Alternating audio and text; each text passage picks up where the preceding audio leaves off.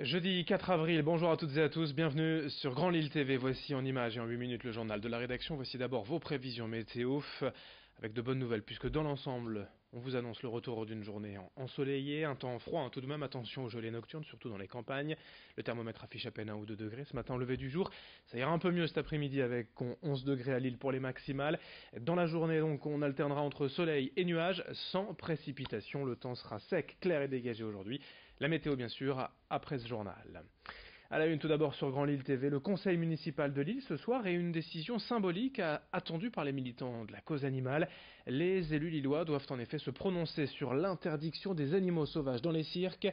Il s'agit précisément d'un vœu déposé par les élus du groupe Europe Écologie Les Verts, proche de la majorité, et qui s'appuie sur un récent sondage IFOP pour la fondation 30 millions d'amis. 67% des Français souhaiteraient que l'on interdise les animaux sauvages dans les cirques.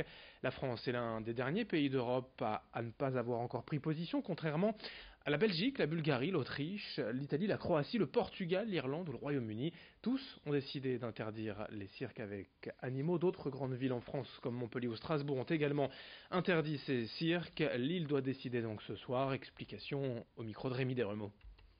C'est pour montrer à la mairie qu'on soutient ce vœu, que nous sommes pour des cirques sans animaux. Comme la majorité de Français, 2 tiers des Français sont contre les cirques avec animaux sauvages. Et donc on veut juste informer la mairie de cet état de fait et que les Lillois sont concernés. On attend que le conseil municipal vote en faveur de ce vœu déposé par les Verts, de la même manière que la ville de Grenoble l'a fait, de la même manière que Strasbourg ou que Montpellier l'a fait.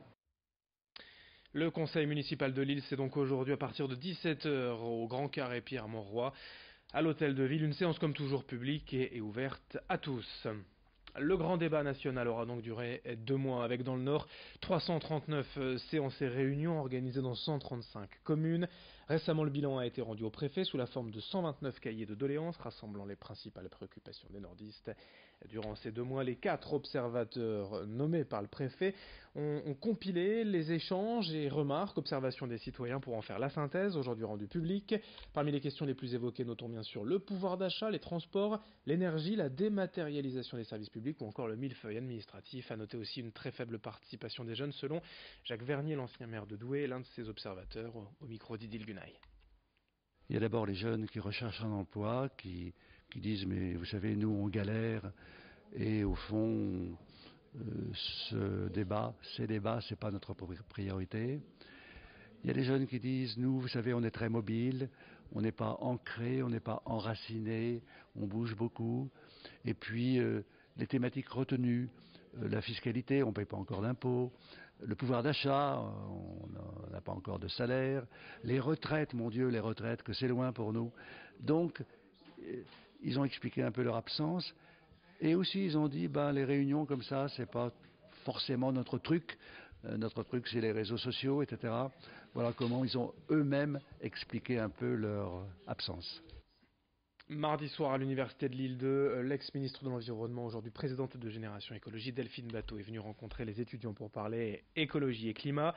Un sujet quotidien ici à Lille, une des villes les plus polluées de France, encore victime d'un pic de pollution aux particules fines en début de semaine.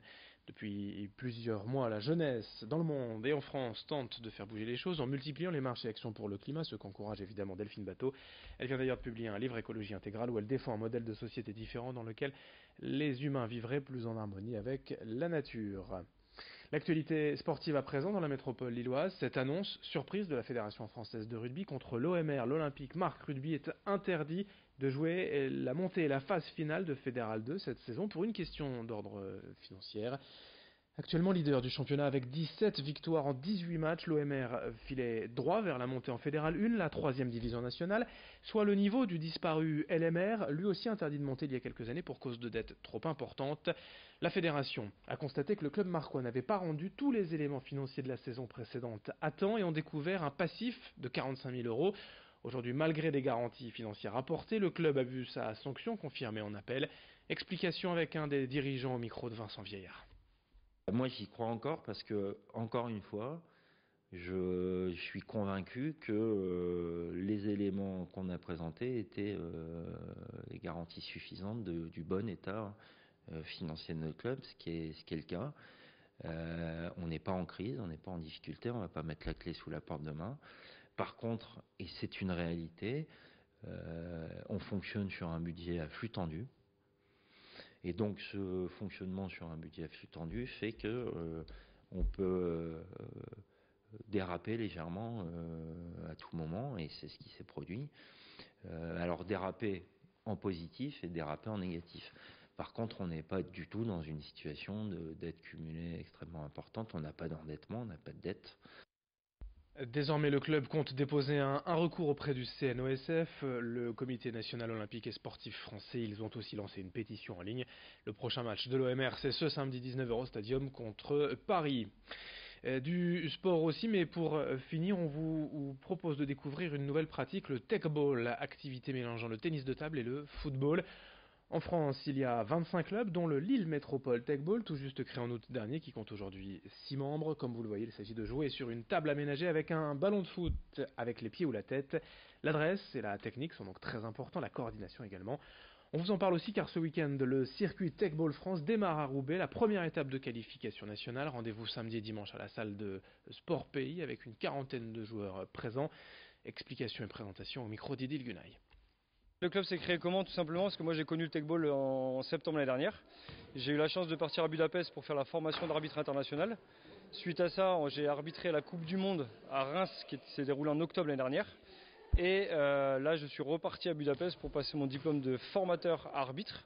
Et du coup, avec Emilien, on a eu l'idée de créer un club pour pouvoir justement développer le techball, parce que c'est une pratique qu'on adore et on est vraiment accros tous les deux de ça. Alors on a le Facebook, le Lille Métropole Techball. Donc là, il y a nos coordonnées, on peut nous joindre dessus pour pouvoir venir faire des initiations, ou nous on se déplace, on vient faire des initiations dans les écoles, dans les clubs sportifs, peu importe. Fin de ce journal, merci à vous de l'avoir suivi. Dans un instant, d'autres infos, notamment vos prévisions, météo et d'autres infos dès le prochain quart d'heure. A tout à l'heure.